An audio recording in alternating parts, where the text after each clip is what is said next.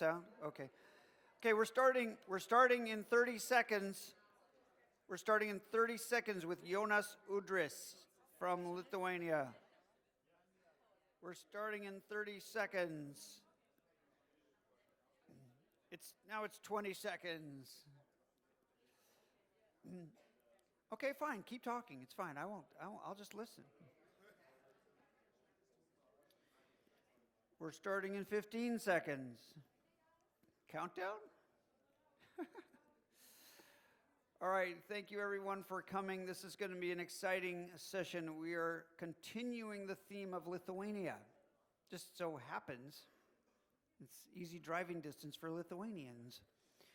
So we're going to start with a talk from Jonas Udris of the Ministry of Registries, I think. And then we'll have a panel discussion. And then we will do the wrap-up. I want everybody to be here for the wrap-up so we can talk about tomorrow's schedule. Doing the first one takes a little extra time. So during this next hour and a half, 2 hours, well, hour and a half, sorry, we will have these two sessions, and then we'll run right over and do any extra dot voting we need, and we'll work on the schedule for tomorrow. So I welcome to the stage Jonas Udris from the Ministry of Registries. He's a mover and shaker in Lithuanian. Do I have this mic working? Okay. Thanks, David, for the great introduction. Great to see you all here. My name is Jonas Udris, as already introduced. It's not a Ministry of Registers, just small correction. It is a State Enterprise Center of Registers, which is the governmental agency, state-owned company with more than 1,800 employees, and the Center of Registers is actually what it says in the name. It is center of all the registries. So we register all the land, all the property, all the population, all the companies, and every other registry you can come up with, it's with us. So it's the model. It's been for a while like this. I've been working with the registry for, it's almost 12 years now. And most of the time I've been spent with a company registry, or we say it the Registry of Legal Entities. It's a long name. And at some point in time, I was also working at the Department of Legal Information, worked with legal information databases, such as all the, what it says in the name as well, the legal databases. And also, in parallel, also for 12 years, I was a member of the Lithuanian Central Election Commission. And I've been working most of my time with election administration in pushing forward the idea of online voting, because information technologies is one of my hobbies.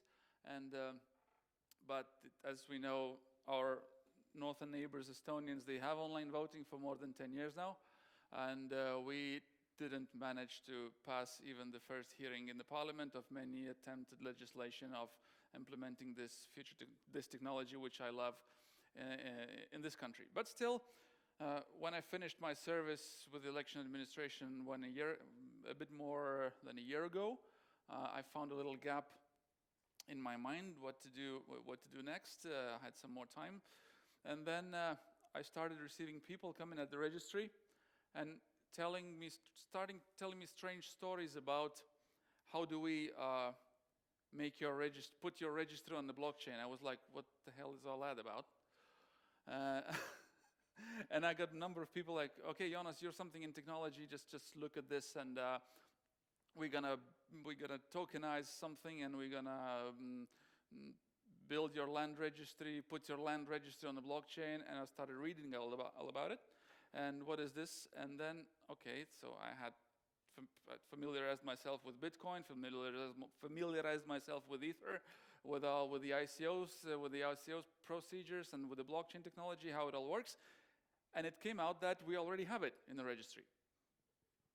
So we have it for a long time, because as you all know here, the blockchain technology and distributed ledger technology is two different things which accompany each other in the Bitcoin. But the blockchain as a chain of blocks where records follow each other. We already have it in our security platform within the registry IT department. So it's nothing new. So I then tell to people, like, why don't you want to put something which we already have? Yeah, we're going to decentralize something. Okay, let's decentralize something then. And then after reading number of articles and everything what's on the internet, like there should be something that could help improve the registry or something which I'm working with. And then one morning, I woke up with an idea saying like, look, what was a legal entity 200 years ago? For those of you who remember those times, you should know that 200 years ago, every businessman was solely responsible for all the risk he was undertaking while conducting the business. If his business fails, then his family is basically left with nothing, because everything he owned was taken from him by the creditors. And that's why 200 years ago, a concept of a limited liability came in. That was even before the mobile phones, that was even before the internet, and that was even before electricity. But the concept of something which separates your property from the amount of money or amount of assets which you set aside for the business purposes become something virtual. And that's why my presentation is called the legal entity becomes virtual again. So it became virtual first 200 years ago with the first concepts of limited liability, where shares were invented, and which was legally fiction, which was then a legal fiction. How can something, basically when you create a company, you take some part of your wealth, part of your assets, set aside together with your other shareholders, and get some paper in return. Get something which says share on it, which is a valuable paper. And then you can, depending on the amount of shares you have a voting power respected to the shares which you have, and you receive a portion of a profit. Also in the same proportion with your shares that you have. And if your company goes bankrupt, all you risk is the amount of capital which you've staked into the company. So I think that's natural now, but that was completely new and strange 200 years ago. And the same thing, and where we are now. So I've already explained a little bit about the share capital, and where we are now with shares.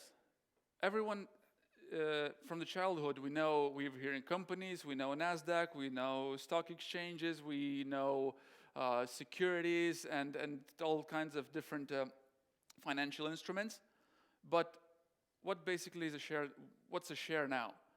It's no longer a paper share which was owned by the shareholder. It's a record in a database, maintained by some central entity, by a custodian who is who holds your shares. In a limited companies, you have a company director who keeps the record of the shareholders. In case of public companies, so the brokerage accounts, they hold your assets, they hold your shares for you.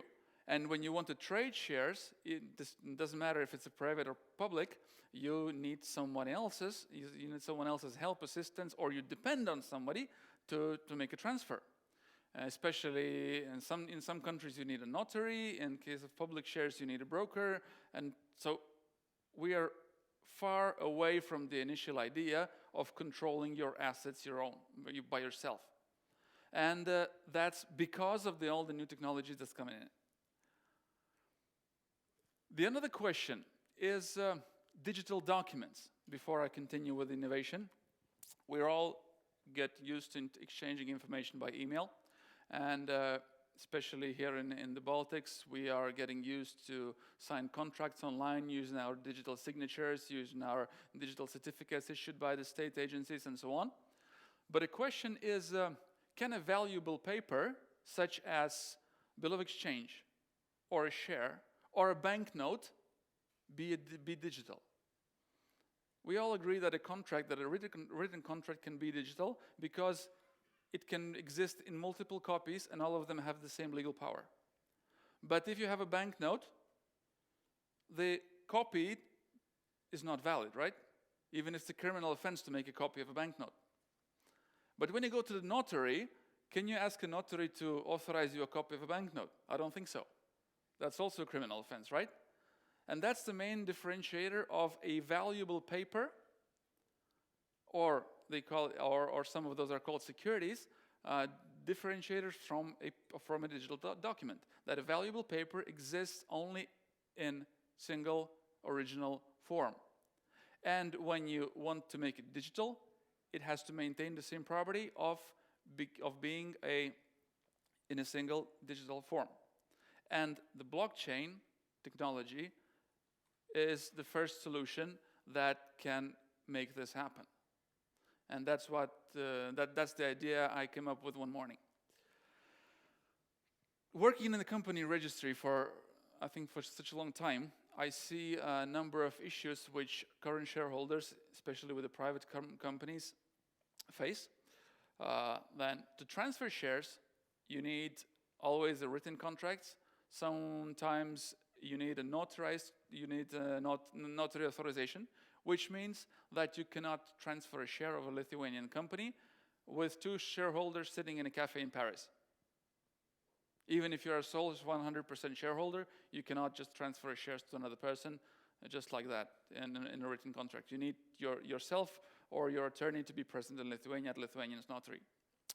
Also, if there are multiple shareholders, there is a legal requirement that you need to offer, if you want to sell your shares, you need to offer to other shareholders. They have a priority firsthand, but there are also ways to work around this. So this requirement is ineffective.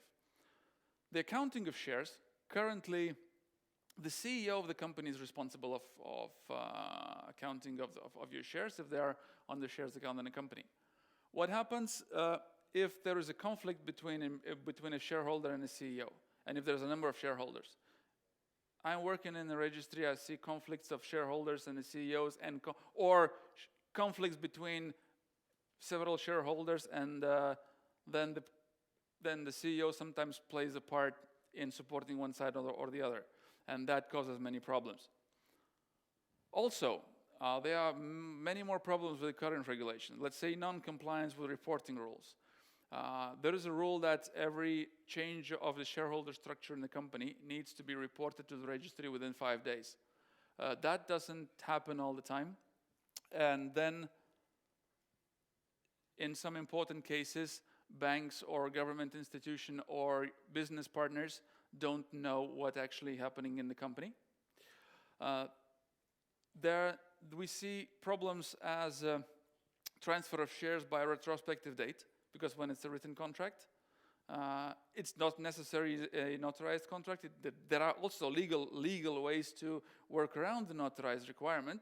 So sometimes transfer of shares are being done with the yesterday's date. Then we have situations of stealing of shares. When forged documents are made, and they're presented to the registry, and then the director is changed based on those forged documents, and then someone else comes to the bank and wipes the company's bank account, or does some other things, which basically we have some measures in the registry to identify those attempts, but still some of those go through. And in some cases we see dumping of shares. When I can tell you one particular case when a company was facing criminal investigation for some misbehavior.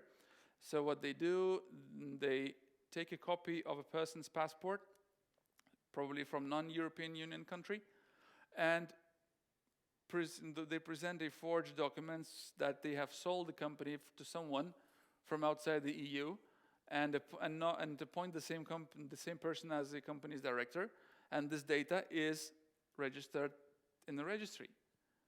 And if this passed through all our checks, then we don't identify it. And then when police starts an investigation, they say like, okay, the company's director is somewhere in Mongolia.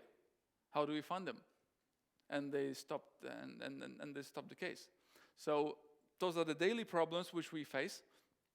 And we're thinking, is there a way of making this more efficient, not so costly, and basically improve this using the blockchain technology which is out there? And yeah, I've already, sorry, I forgot this one. It's an unconference, so I'm not really keeping up with the agenda. Also, in the ICO world, in the crypto world, which we see many attempts of creating security ICO. We've talking about tokenization of assets. We're talking about tokenizing securities. We're talking about many other things which many lawyers are charging many expensive hours trying to come up with the solutions. But until now, all my attempts to find a solution how to make a security token under Lithuanian jurisdiction come to the brick wall of the Bank of Lithuania and other legislation, because it's technically and legally impossible to do. For a simple reason, there is you can only trade securities through a licensed broker. You can and only a public company can be an issuer, and you can only trade, account the shares in a central depositorium. So even though the Bank of Lithuania issues in a statement that, yes, we agree that the security tokens must be, are possible, but you must be compliant with all the securitization laws. But there is no provision in the securitization laws how to trade securities on blockchain. So it's a chicken and egg problem.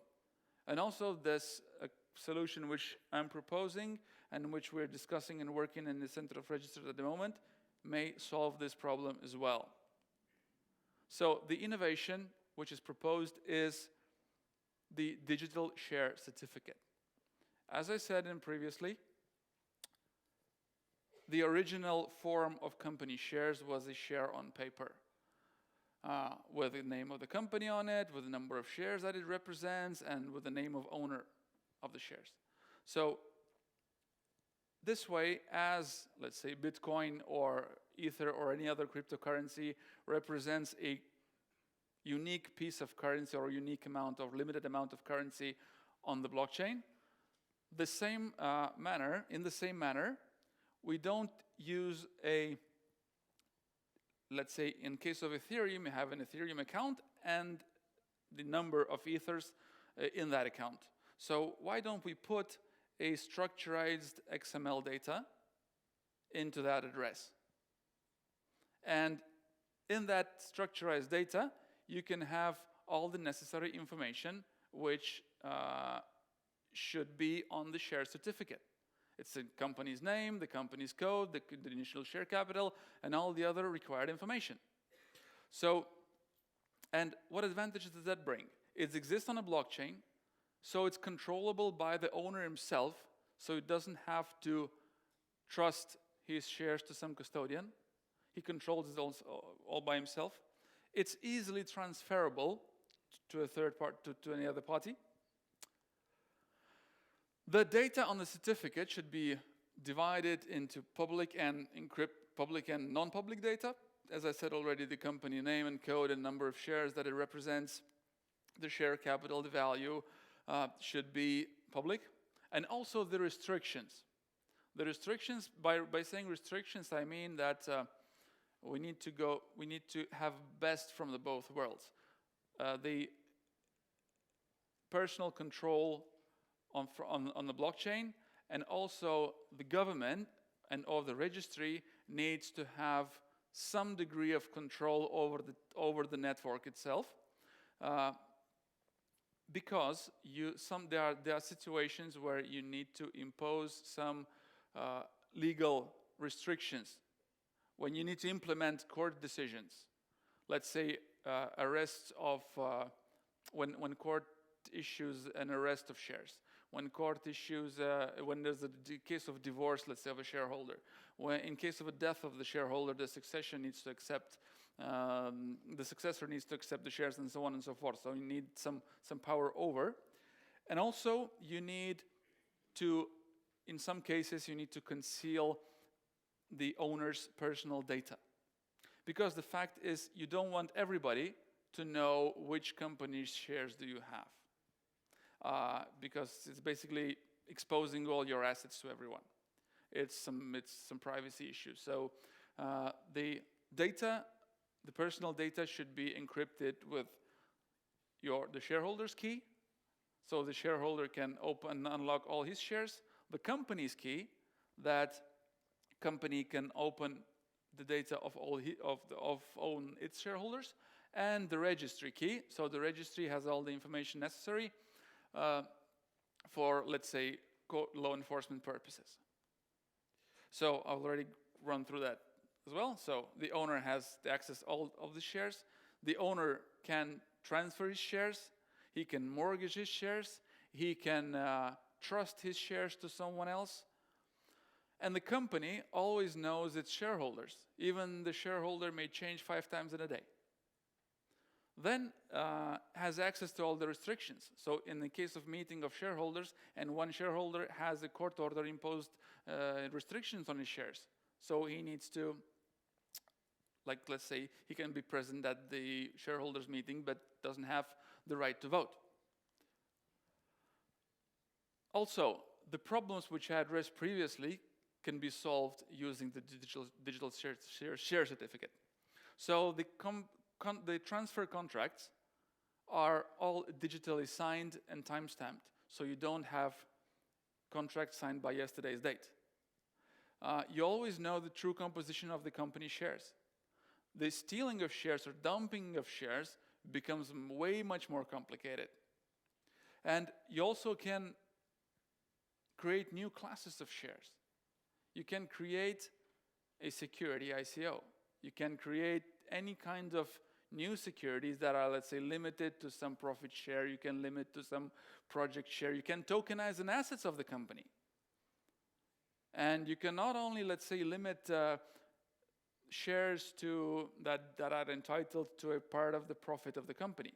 You can design a token, you can design a security that is associated with a particular asset of the company, a building or a factory or a project.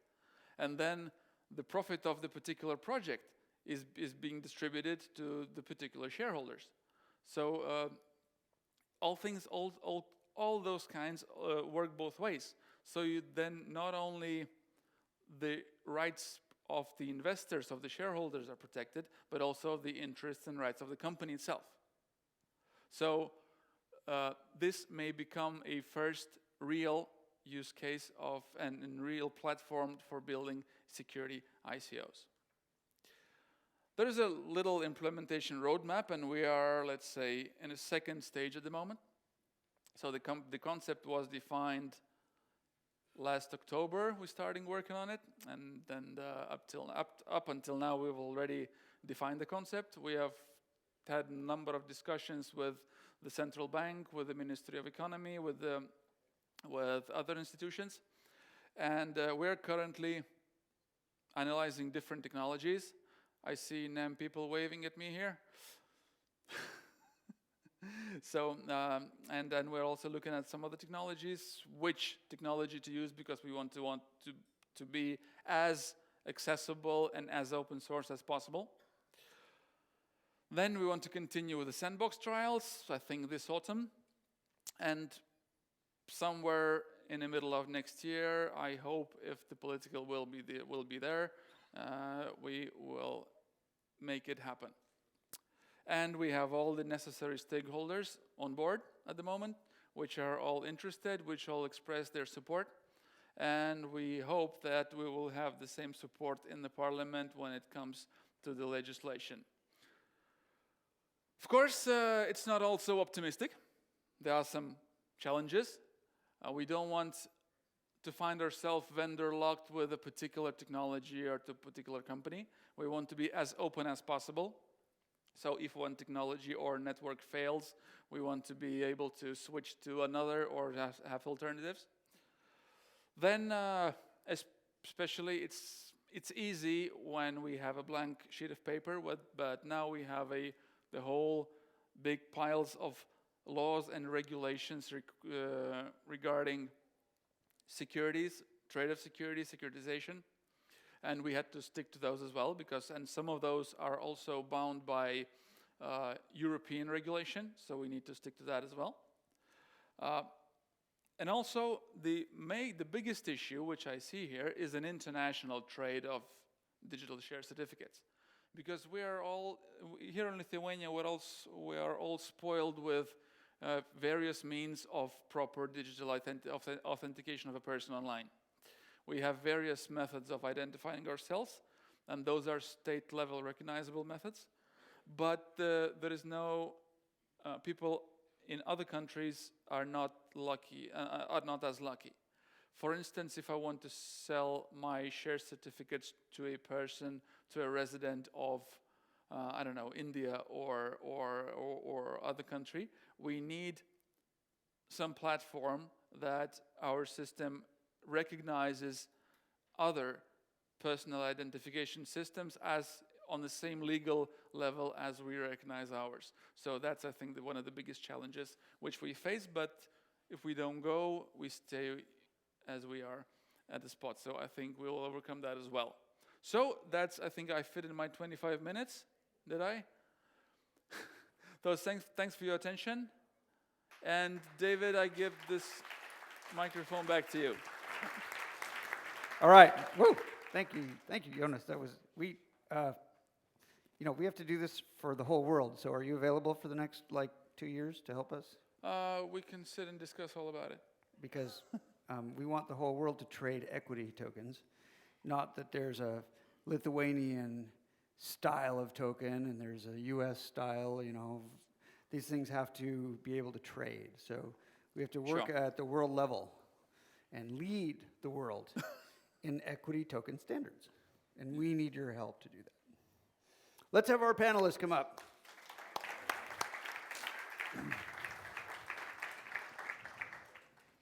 We have Yossi, we have Jonas, and we have Paulius, whose last name I could never pronounce and not even going to try.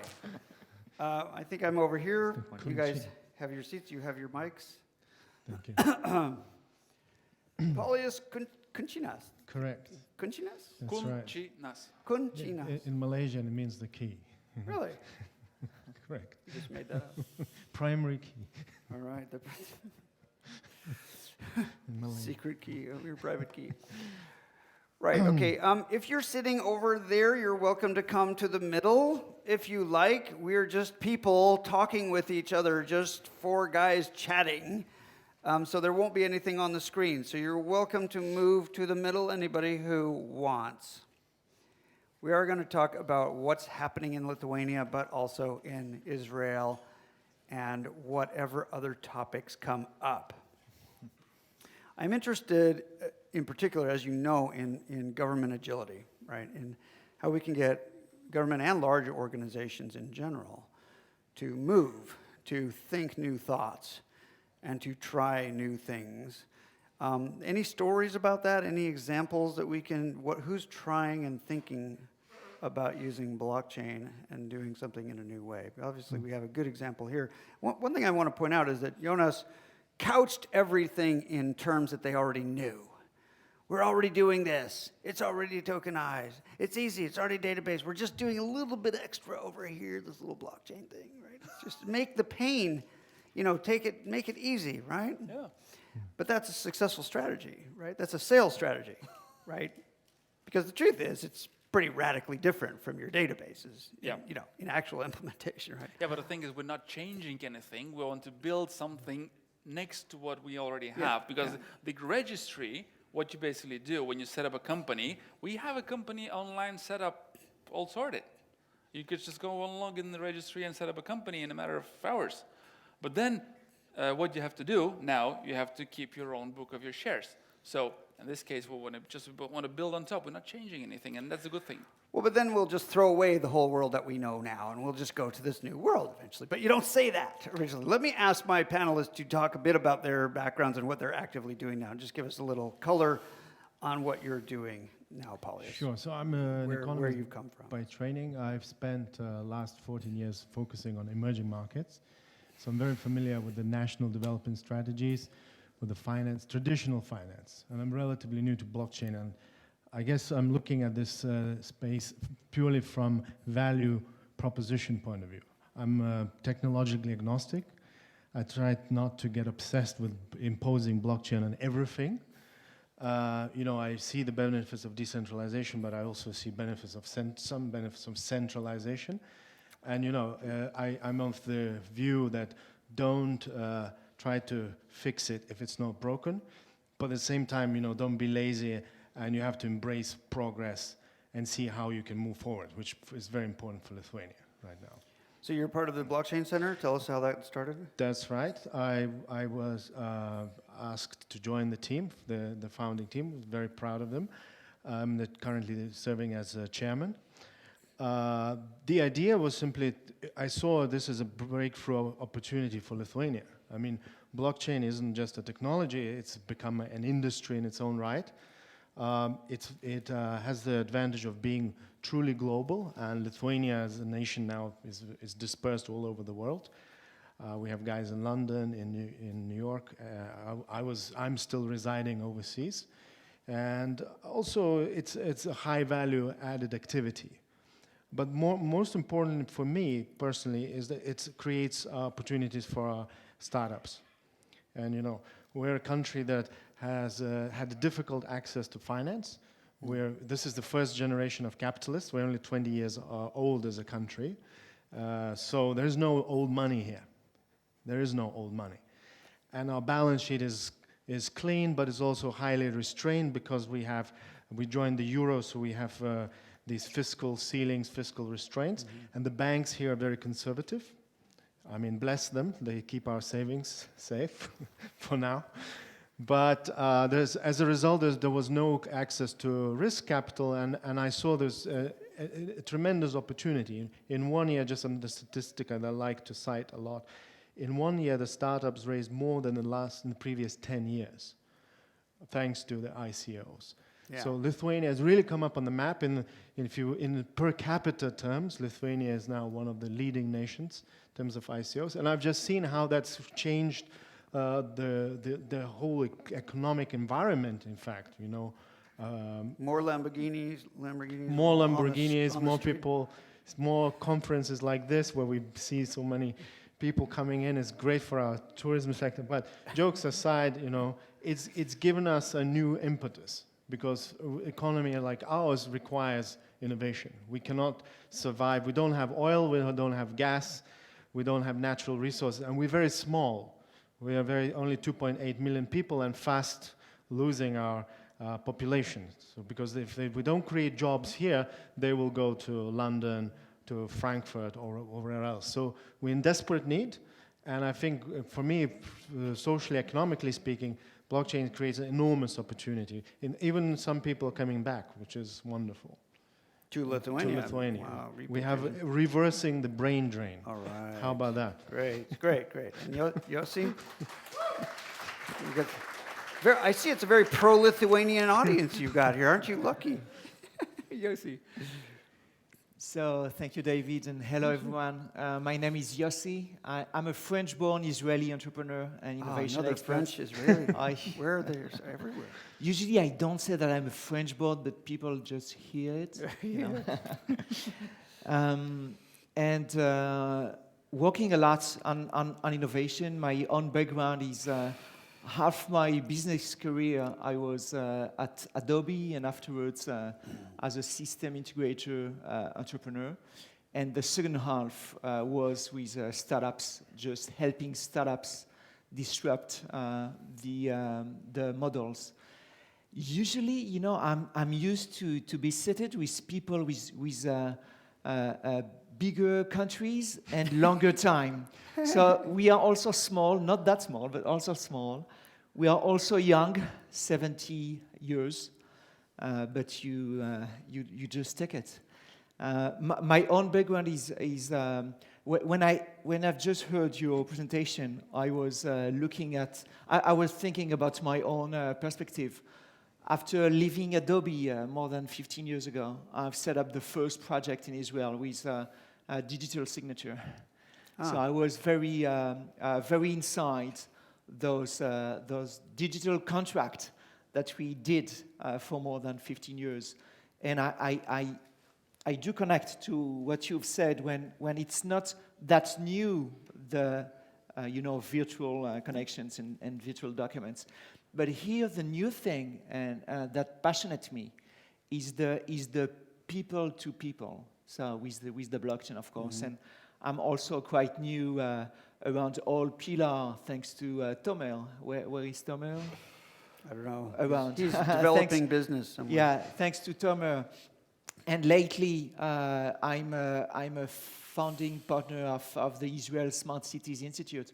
I'm very passionate about how innovators can actually disrupt the place where we live, because we are just moving to the trust economy, and there is nothing better than the guys that your neighbors and the store where you buy stuff and the school where your kids are going.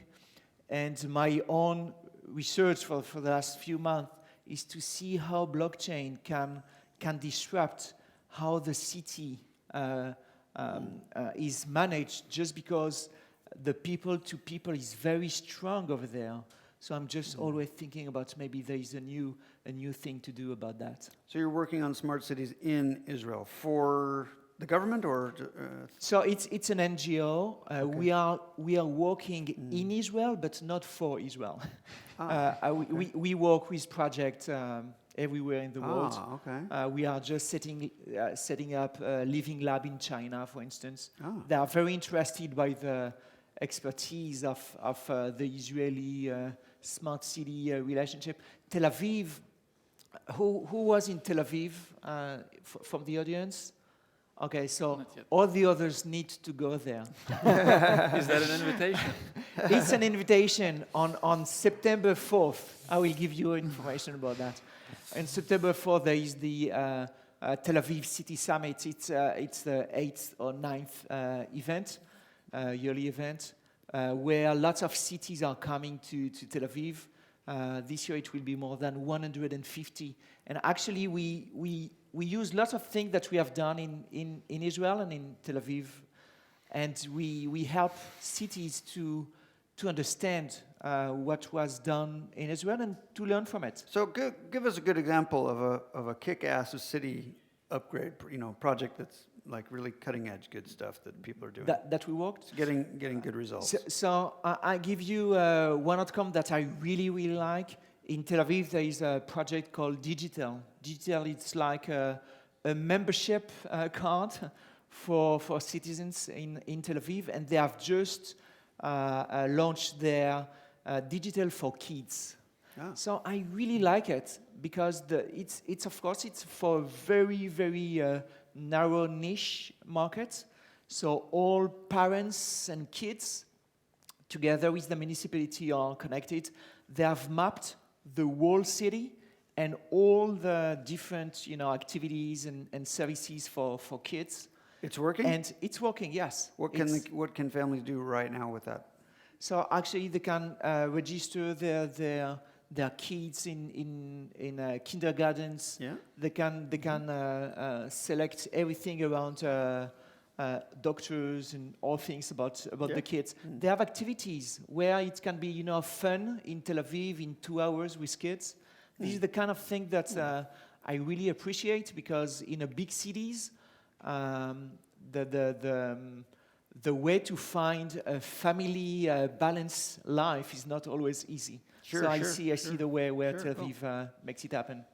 Okay, let's quickly go to identity and citizen cards or citizen services.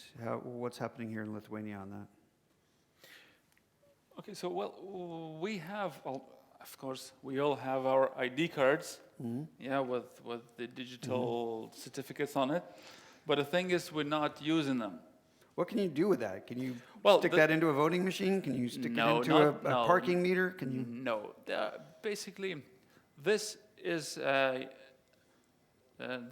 good idea, but the best use case of a card like this was actually made in Estonia, because they first implemented it in 2003, I think.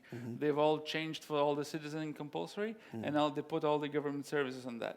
But the thing is, it's little detail of infrastructure, because they were either giving away for free or for a very low price. So every Estonian has a card reader. We don't have them card here. reader at home, so you could then do things online. Yeah. And, Well, it's a few euros thing anyway, but it's still another piece of equipment you need to carry around, or sure, you need to have it. So, but then they use this as to identify themselves for online voting, which was the biggest application of identity cards. And that works. that works. Several elections. they have been for 12 years now. They've been doing elections, and With the they are cards. still the only country in the world that do all national elections online. Wow. And they have their turnout is about 1/3 of all voters now vote online. So which is really good result.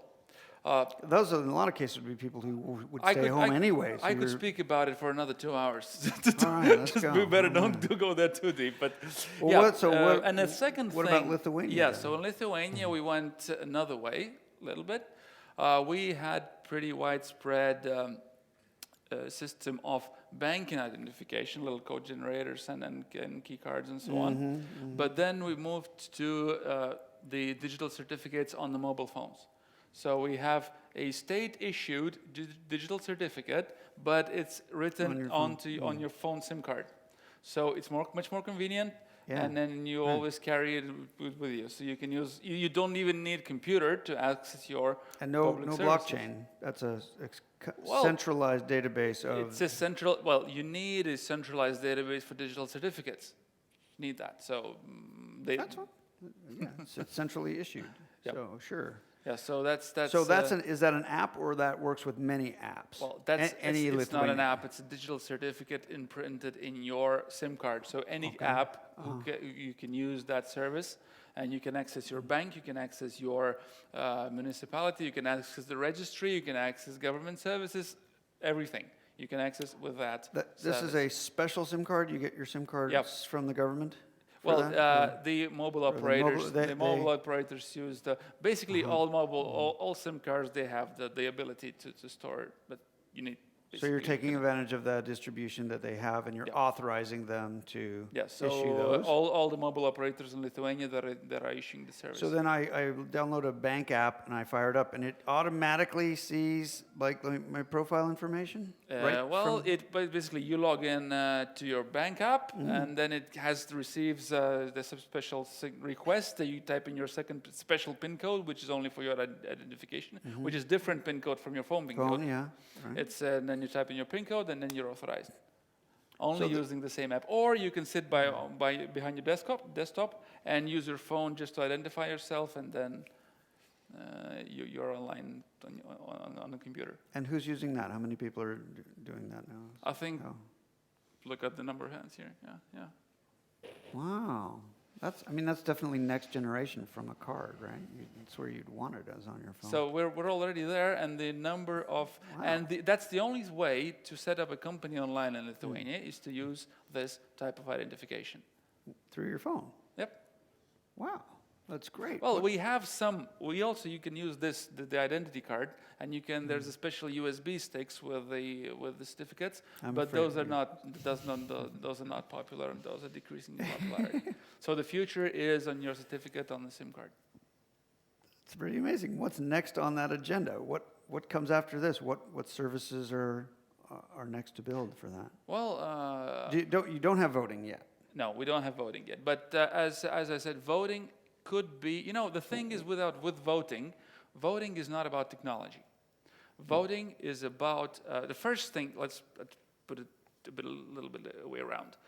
The legitimacy of the government depends on the trust of people, right? Comes from the trusted elections. And trusted elections comes from trust of the voters, even from those who didn't win the election, or who voted for someone else, for the minority. Yeah. So, but for a person to understand, how to trust the election, he needs to understand how election works. And here comes the fun part. The German Constitutional Court some years ago declared online voting basically anti-constitutional because the technology behind online voting is understandable only by a very narrow scope of people. Right. And the average voter, or as you said, like an above average driver, doesn't understand, and there are lots of rumors out there about some black boxes, about some manipulations in the servers, fixing and stuff. So hacking the vote. So and then the paper ballot falling into the transparent box. Everyone can understand. And everyone can understand, and everyone has, even he is not doing that, but he knows that he has a right to come to a polling station and become an observer and see the trail of the paper as soon as the results come into the final tally. So that's where actually the blockchain technology can come into play, where we can build not the voting app, but the election management and the vote calculation and the results consolidation app. Should be decentralized and give the power back to let's say, every voter, so they could participate in voting. The voting can be done itself on paper, still, it's no problem. But then we can reduce the costs in voting in ballot distribution, and we can make more accessible, more easy, transparent, and less susceptible to hacker attacks for the voting results. Awesome. Okay. So is that in progress now? Where are we with that? Oh, here on this stage? No. Back in Vilnius. No, to be honest, as I said, I finished my service in the election administration last year. Yeah. And I'm not working with this anymore. Everything has come to a halt since you left. Well, I've never heard of any technological advantage in the press coming from the election administration, so you're probably right. What do you see? Well, let me comment on this, because I mean, I just what I learned in the last year dealing with blockchain technology in Lithuania, like you said, it's not about technology. Most of it is about politics and narrow interests.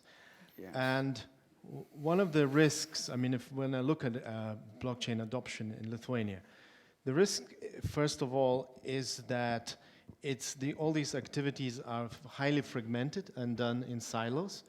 So when I started looking what is going on today in Lithuania, we have central bank working on blockchain sandbox, which is starting next year. We have Ministry of Finance. We have your good self. There are other, but very little information flow between them. And the second thing is everyone seems to be working on their separate app. There's very little attempt to integrate. And for a very small country like this, I think could lead to a lot of frustration. Example, like you gave, this, for instance, the ID card. It really baffled me why they haven't tried to already launch an app which would enable, for instance, Lithuanian citizens living abroad to access their government services. It would address many, many issues that we have. Makes a lot of sense. For instance, our diaspora, which lives abroad, we don't have consular services, embassies around the world. We have limited resources. A lot of people feel disenfranchised. Yeah. And we have 600,000 of them living overseas out of 2.8 million. Most of them productive age. So they're first-generation immigrants who've been abroad for 5-6 years. So they need to access their health files, their registries, their assets, their education services, all of these. Right now, there's no single system that allows them to easy access to this information. Does Estonia do that for their expats? They are more advanced. They're more advanced, definitely. Can you get access to Estonian services if you live in Paris? I mean, it's not decentralized on blockchain, but it's certainly easier. I mean, Estonia has invested heavily into the digital nation status, and this is where we've fallen behind. And the point I want to make, it's we've fallen behind not because of lack of understanding or lack of resources. It's purely, I think, politics, and this is where I think the lesson I've learned, if we want to have change, it has to come from grassroots. Because politicians, the reason politicians, for instance, don't want to have e-voting, and don't want to have active engagement from diaspora, because it changes the political dynamic. Right now, all the political parties are targeting people living here, in regions, in poorer areas, and they're playing to lowest common denominator. Right. And so I think, going forward, the lesson I've learned is that if we want to have change, unfortunately, we're going to have to act as a community and, have blockchain initiatives coming from the private sector, from communities. And I don't think we can expect the government to embrace the technology anytime soon. I think the best we can do as a blockchain center is to educate them. Because clearly the government has bought into this agenda. That's the good news. They see that this is potentially economically interesting, but there's natural resistance from bureaucracy and the political class to embrace blockchain. If I understand it correctly, Jonas was in the voting department and lots of things were happening. He left there. Now nothing is happening. Now he's doing shares, digital shares. I know there's a lot of things happening over there now. Yes. Is there just one guy it's in a one-man Lithuania show. who is moving things forward? No, there are I think To be fair, no. I think we unfortunately we don't have central bank here, so we have to kind of represent them. Usually they do a good job. No, I think to be fair, the central bank is one of the leaders. They're creating a blockchain sandbox. They've done a great job, and to understand, in the financial services there is a lot going on. Aha. Right? Okay. Because blockchain is a natural extension on fintech. So early on, already central bank took a position. We want to have more competitive financial industry. We have lack of access to capital and financial service. We want to reduce the cost of payments and make it easier for. Okay. So they are launching in 2019. There will be a blockchain sandbox where all companies, fintechs, it's targeting fintechs. So, for instance, you all probably know Revolut. Sure. They're very big here. And slowly, this is the good news, and I think I want to get this positive message out there. Yes. Is that the government is very open to the sandbox approach. Essentially, offering Lithuania as a test ground for ideas, laboratory of ideas, piloting, and also look at not just the blockchain in isolation, but look at the convergence of different technologies. So, for instance, how blockchain could converge with artificial intelligence and Internet of Things, especially in, for instance, automated self-driving vehicles that will be using alternative sources of energy, i.e. solar power. So I think we are, from a national standpoint, we have nothing to lose because we don't have legacy sectors. We're not like German diesel car industry. So we're very easy to say, yeah, fine. Let's start from scratch. Let's leapfrog. Let's go for the latest standard. So from that perspective, it's a great country to launch new products, new ideas, new prototypes. And if it works here, also from a regulatory point of view, then you can export to other European Union countries because we have harmonized laws, right? Yossi, what's the biggest challenge for getting these initiatives going in organizations? I will answer with another perspective. Sure. I think, coming from Israel, and Israel, it's about 6,000 startups, 1,000 new startups every year. We are used to change things bottom up in Israel, and I do think that something that is needed into what I called before the trust economy, where I think that we are in, is that blockchain needs stories.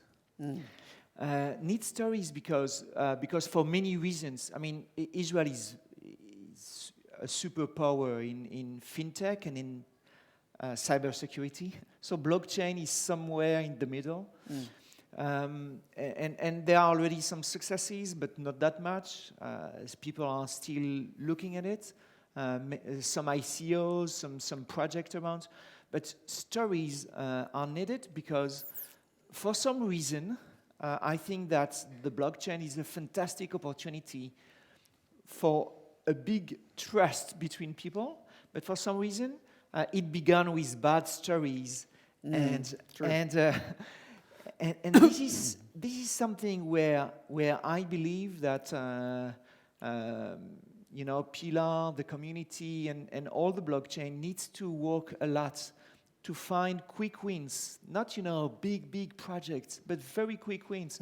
What we've just heard about the SIM card with the ability to confirm the identity, maybe to make some local votes. I mean, I'm looking for the first city that will embrace votes locally, before going too wide and too big, and little by little build this trust, because I do see the fantastic power of the trust, coming from a country where entrepreneurship and everything is very, very strong.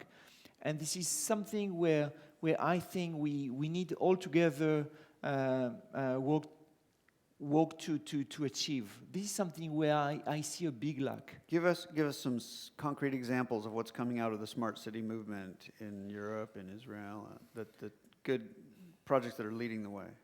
I think that the best projects that I'm aware of are around the living labs in cities, because cities are different one from the other. So exactly just like the sandbox that exists, in companies. More and more cities are doing living labs, so just imagining a kind of innovation center where the inhabitants of the city test the things and say what fits them. So I'm myself involved into some project and in that way, and I think that this can be also very interesting for the blockchain industry. Because big cities are doing more and more this kind of initiative, because they want, it's a kind of win-win. They want to embrace changes, but they want also their people to be ready and to like it. And then little by little, the inhabitants by themselves will help the city take decision, because at the top of the city, in some cases, they take decisions, but what about the hundreds of thousands and sometimes millions of people that live? So this is the challenge, and a big initiative where I do support a lot. Paulius, just let me ask quickly, what's the EU perspective on innovation? How are we going to get, where's the crack that the light is going to come through, and we're going to... Yeah. Well, as you know, EU rarely speaks with one voice. So that's but I think the good parts of EU, if we're talking from Brussels Commission perspective, I've had some interactions with DG Connect, DG Innovation. They're certainly on the side of innovation, and they are aware of the huge opportunity. You see, the biggest problem within the European Union is convergence, right? If the EU is to survive, if Europe or Euro survive, the poorer countries have to catch up with the richer countries. For that, you need a lot of capital, and you need higher, value opportunities. You cannot have low-cost textile factories in Lithuania. You have to move to a different model. So they're aware of that, and there is a lot of support from DG Connect. But I think the resistance, we are in a strange cycle where we just had a big, massive financial crisis, and the banks are still recovering. So European Central Bank, which is also new in this role of supervising the banks, is very scared of the idea of alternative currencies. Because as you know, Estonia proposed this plan introducing its own digital currency. Central bank digital currency. Yeah. And immediately was slapped down. Right. Immediately. And also our central bank has been toying with this idea very quietly. I mean, they shared that they invited, from technology point of view, there's nothing to stop individual member states to introduce their new parallel currency. But it scares the hell out of ECB, and of course the political class and want to keep everything together, they're sort of sending rather bad signals towards the crypto community. Having said that, I think there's a very serious approach to blockchain as a technology outside the crypto world. I think I'm aware of the blockchain lab is testing, especially in the health services, because the EU as a whole has a big problem of a bloated welfare state that's highly ineffective and wastes a lot of money. And one biggest area, of course, is health. And healthcare, sure. that we discussed earlier this morning. Yeah. So I think you will see there is money also available for initiatives. We've seen EU announce a number of tender projects. I think generally there's enthusiasm for it, but there's this cautiousness, if you like, comes from the financial sector, from the risks that this generates. So, as Yossi already told about this initiative in Israel and the problems associated, and I think that one of the application is building decentralized communities, like a city community, because my experience in election administration shows that when we're talking about national elections, 50% turnout is considered good turnout in an election, right? Yeah. But you'll be surprised that in a city consultation of, let's say I can bring Barcelona as an example. Okay. There was a consultation on a pretty important matter in a city. The 2.5% turnout. 2.5%. Oh, you mean like a referendum? Yes. An issue that they take to the people, not electing officials, but no, yeah. They get 2.5%. Yeah, it's a city consultation for It's different from Switzerland.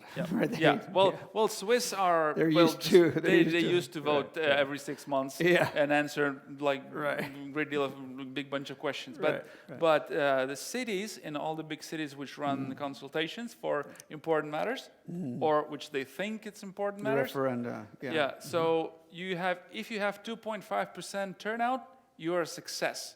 Wow. How does that count in legitimacy of such a consultation? No. So it's obviously no. So I think that 2.5% turnout for a referendum that can potentially impact all people. So that's not a way to govern. So but that shows that people who have voted for their city council, they are delegating their power to the city council. Well, of course, if they don't have time or they don't things, want to do one but that's by the one. reason why the council refers to people if they don't agree with the matter. And then you need some easy and understandable way for people to vote and to get information on what's on the agenda. I personally don't want to be voting every week. That's why I elect my councillor for, but. There's good and bad on both sides there. Yeah, but if there is a matter, like if I want to put a green statue or a red statue in the middle of the square, or we have, let's say, X amount of city budget, or do we fix the kindergarten, or do we build a new church? Yeah, right. We need to make a decision. No, it's easy. We don't do a church. What's the problem? We do the kindergarten. Yeah, okay, but Next. Yeah, but then should be one thing. There should be an easy way, so I don't have to go somewhere. Sure. If I could do that from my app, it's okay. Yeah, right. And then I need to be sure that this information is not tampered later. So we're getting good participation rates using apps. I think, and that's the way forward for all cities and governments. Yeah, and then the blockchain is to tenderize your government decision-making process. Yes. Yeah, basically you approve or disapprove with this. No problem. Sure. With the decision that was made. Make it easy for me. Yeah. Right. Okay, last words on innovation in the future. Would you like to start? Yossi? Innovation is in the future. Actually, innovation is only the future. Something that I can say is that seeing the things from Israel is to give more and more power to the youngest of the population. And I see how Israel is taking entrepreneurship to very small class. So I'm privileged to have 2 kids, 18 and 22, so they are already big.